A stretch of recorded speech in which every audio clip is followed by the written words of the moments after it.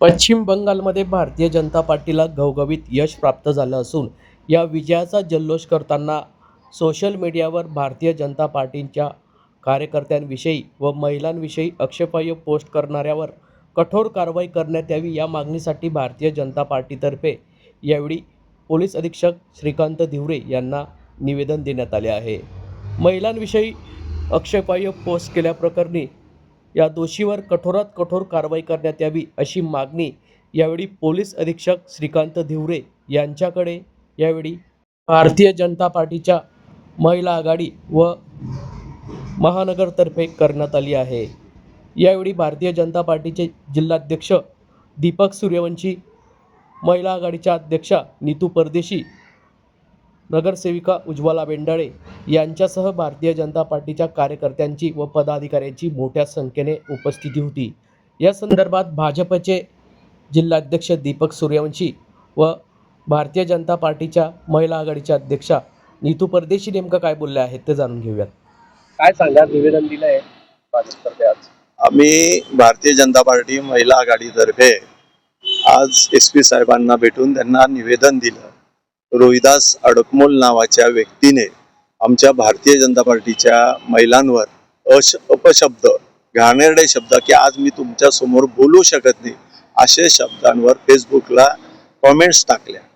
त्या संदर्भात आम्ही SP साहेबांना भेटून की त्याला ताबडतोब त्याच्यावर अटक करा, त्याच्यावर कारवाई करा। अगर आपण या संदर्भात कारवाई नाही केला तर या संदर्भात आम्ही मोठं आंदोलन करू। या संदर्भात SP साहेबांना भेटले। काल भारतीय जनता पार्टीतर्फे जल्लोष करण्यात आला होता, मात्र एका सोशल प्लॅटफॉर्मवर या ठिकाणी महिलांविषयी आक्षेपार्ह पोस्ट ठिकाणी शेअर केली आहे। त्या संदर्भात पोलीस अधीक्षकांना निवेदन दिलंय, काय निवेदन दिलं? काल 5 राज्यांमध्ये आपलं मतदान होतं, तर त्यापैकी 3 राज्यांमध्ये भारतीय जनता पार्टीचं सरकार निवडून आलं। त्यामुळे आम्ही आनंदोत्सव साजरा करण्यासाठी भाजपा कार्यालयात इथे जमलेलो होतो आणि तिथे आपले पत्रकार बंधू आलेले होते आणि त्याच्यातूनच एक पोस्ट ते व्हायरल झालेली आहे आणि त्यांनी महिलांविषयी अतिशय घाणेरड्या शब्दांमध्ये, म्हणजे आम्ही बोलूही शकणार नाही अशा शब्दांमध्ये त्यांनी आपली कमेंट केलेली आहे। तर त्यांना आम्ही त्यांच्या विरुद्ध कंप्लेंट देण्यासाठी आज SP साहेबांना भेट घेतलेली आहे आणि त्यांना निवेदन दिलेले आहे। काय मागणी आहे? आमची मागणी हीच आहे की आम्ही एक भारतातल्या जबाबदार महिला आहोत आणि महिलांविषयी अशी चुकीची पोस्ट करणं हे एका सभ्य पुरुषाला शोभत नाही। त्यांच्याही घरात आई बहिणी आहेत आणि पक्षामध्ये काम करणं म्हणजे काही चुकीचं नसतं।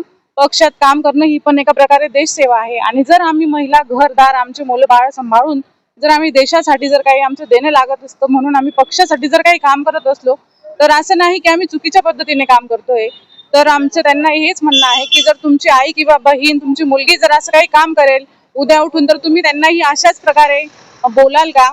त्याविषयी आम्ही SP साहेबांना सांगितलं आहे की त्यांना जाब विचारा आणि आमच्या समोर उभं करा त्यांना, मग आम्ही त्यांना स्वतःही जाब विचारू आणि विचारू त्यांना, असं आम्ही त्यांना निवेदन दिलेलं आहे।